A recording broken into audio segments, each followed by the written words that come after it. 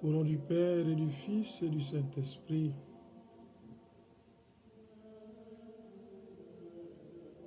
Dans le prolongement du mystère de Pâques et de l'Ascension, les lectures de ce 7e dimanche de Pâques nous annoncent une bonne nouvelle.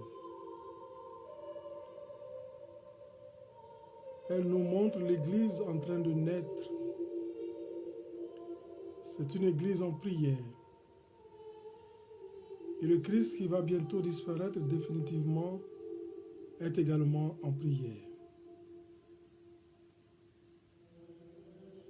À quelques heures de son arrestation, de sa passion et de sa mort, il se tourne vers Dieu son Père. Il lui confie ses disciples. Ils auront bien besoin de sa force pour la mission qui les attend.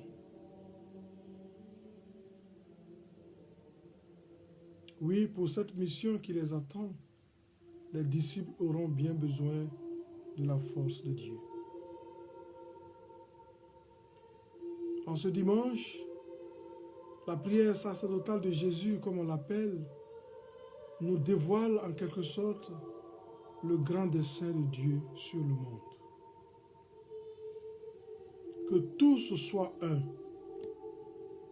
Comme toi, Père, tu es en moi et moi en toi. Que tout soit un en nous pour que le monde croie que tu m'as envoyé.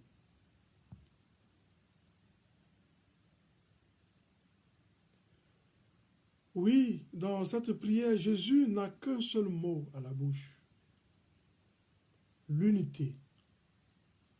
L'unité comme condition pour que le monde croie. L'unité qui n'est pas uniformité. Unité qui ne veut pas dire marcher au pas, mais faire route ensemble. Par l'unité, nous sommes engagés à vivre en communion.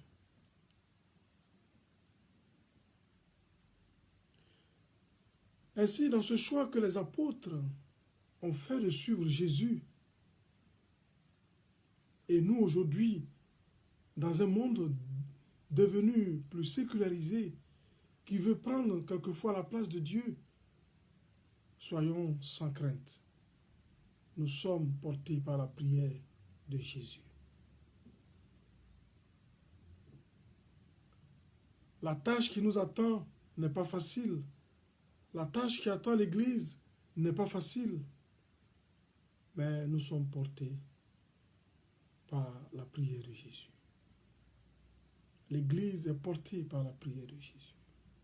Chaque chrétien est porté par la prière de Jésus.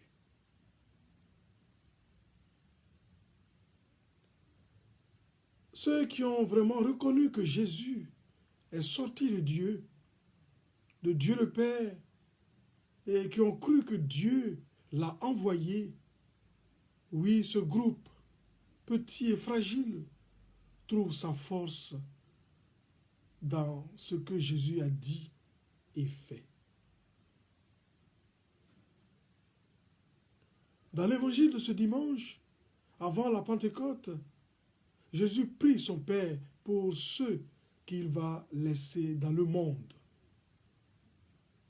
Ils sont dans le monde, dit Jésus, dans l'évangile de Saint Jean, au chapitre 17, verset 11.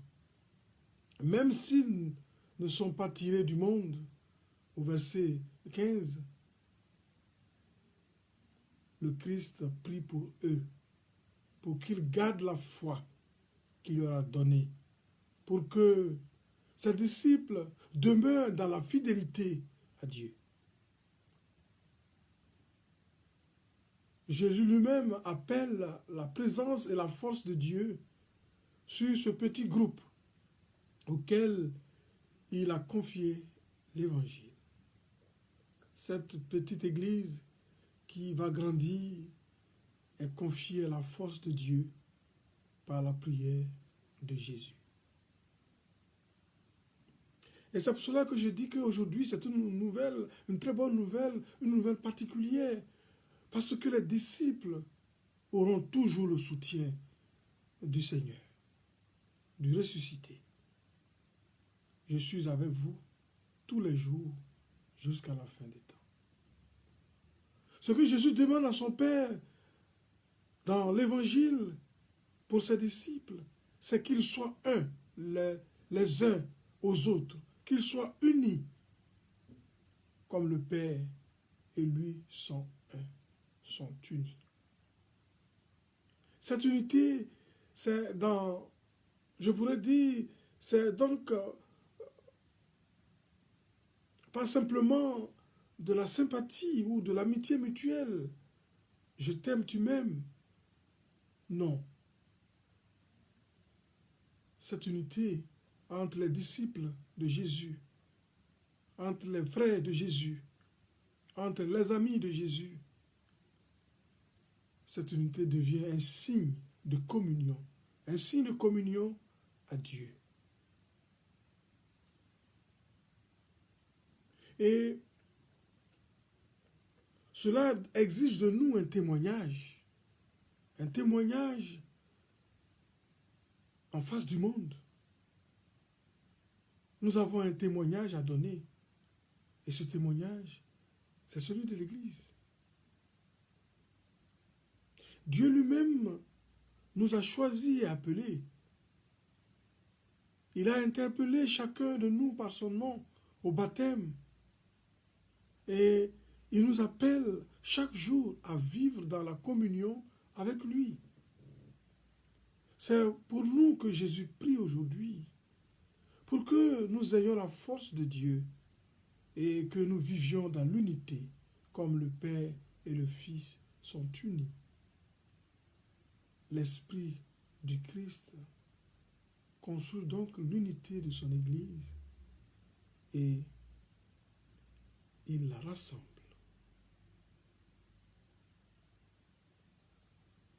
Oui, l'unité de ceux que Jésus appelle à lui, les apôtres. Cela tient au cœur de Jésus.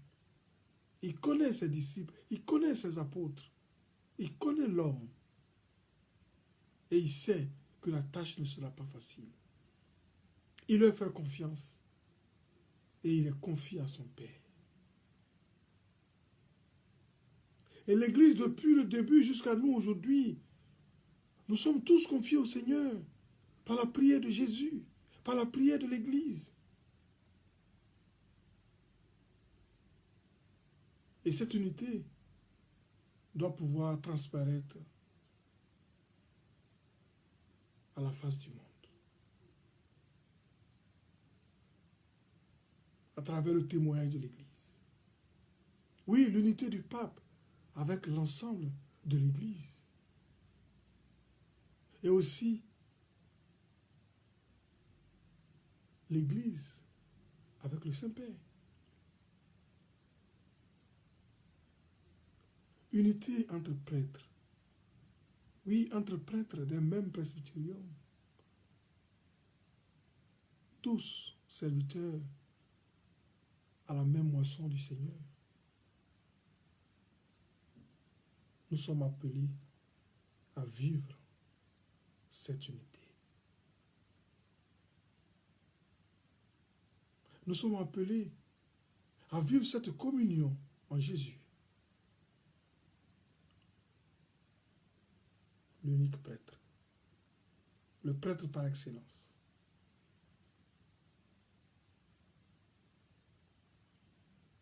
Unité entre prêtres et laïcs. Cette collaboration pour la mission, pour la construction du royaume. Unité entre les laïcs, pour ensemble porter le témoignage de l'Évangile, de la vérité, de l'amour. Oui, en ce dimanche, il s'agit de l'unité qui tient au cœur de Jésus. Cela tient au cœur de Jésus, au point où tous ceux qui, qui, qui portent le nom de chrétien doivent vivre cette unité. C'est pour cela que cette unité doit aussi se vivre dans la famille. Dans la famille chrétienne. Là où commence et se poursuit l'Église. Dans le couple chrétien. Entre l'époux et l'épouse, avec les enfants. Et cela pour que le témoignage de l'amour gagne la société.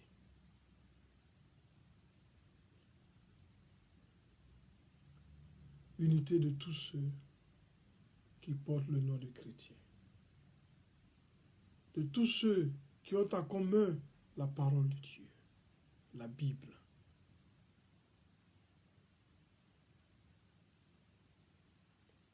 Nous sommes nombreux de par le monde. Pas seulement les catholiques. Tous ceux qui parlent de Jésus.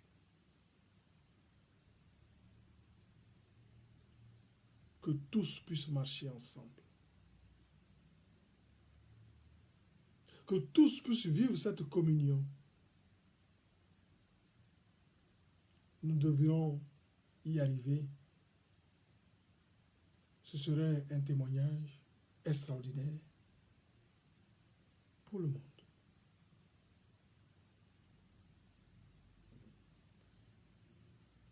Mais la manière dont nous vivons les uns avec les autres et dont nous mettons en pratique l'amour que nous avons reçu de Jésus fait de nous un signe au milieu des hommes. Tout le monde sait que Dieu ne peut être vu. Et puisqu'on ne le voit pas, beaucoup ne croient pas encore. Beaucoup ne croient pas en lui. Mais les fruits de l'action de Dieu à travers notre vie sont bien visibles. La manière dont il nous permet de surmonter notre timidité, de surmonter notre respect humain, de surmonter notre peur mutuelle, pour nous entraîner les uns vers les autres et vivre dans la charité. Voilà la présence de Dieu au milieu de nous. On ne voit pas Dieu, mais on peut voir les enfants de Dieu qui vivent dans la communion, qui vivent dans l'amour que Dieu répand dans nos cœurs. Oui, en ce dimanche, le Seigneur tient à cette unité. Le Seigneur tient à cette unité. Et la vie de l'Église passe par cette unité pour être témoin à la face du monde. Frères et sœurs, vivons plus intensément cette communion au Christ et cette communion les uns envers les autres. Mais voilà, c'est pour cela que Jésus dit que je suis venu apporter un feu sur la terre. Et comme je voudrais que ce feu soit déjà allumé.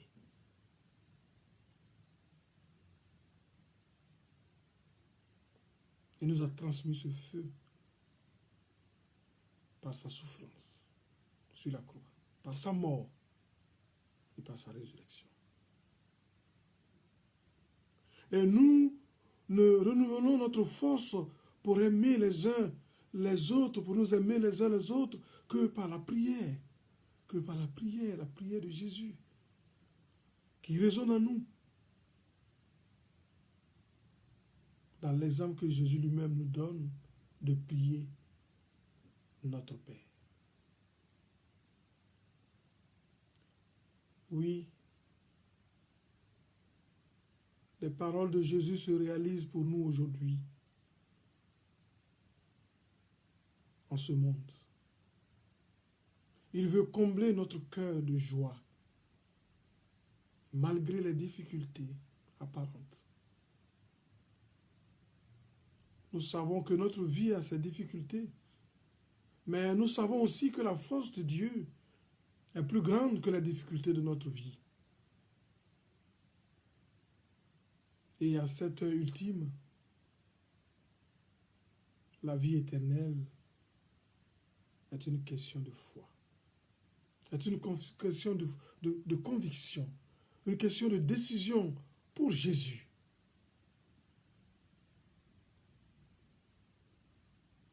Rien d'autre.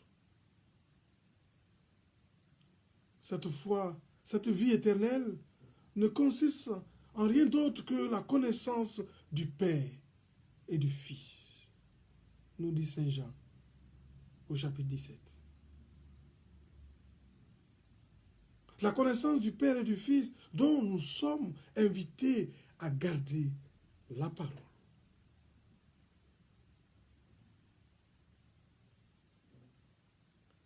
Soyons fiers d'être chrétiens. À quelques jours de la Pentecôte, soyons fiers d'être chrétiens. Soyons fiers de porter le nom de chrétien. Dans un monde où sociologiquement le christianisme est bafoué.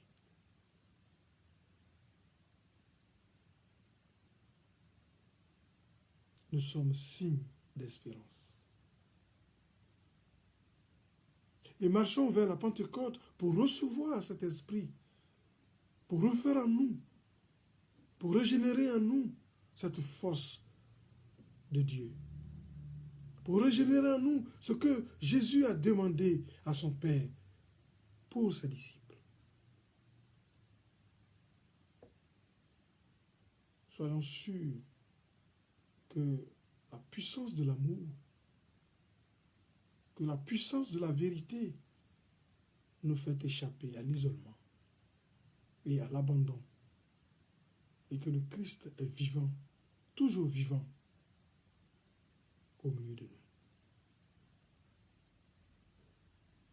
Soyons heureux de participer à la construction du royaume. Si nous avons donné notre vie au Seigneur, par notre adhésion à la foi au Christ, c'est pour que Jésus soit glorifié. En lui soit glorifié le Père et le Saint-Esprit, pour que la Trinité règne sur le monde, sur notre vie, pour que la Trinité règne dans nos cœurs, dans ce que nous faisons, dans tout ce que nous disons. Que notre vie, comme le dit Saint Paul, ne nous appartienne plus. Nous avons saisi ce feu de l'Esprit. Soyons témoins jusqu'au bout. Jésus prie pour nous. Jésus est avec nous.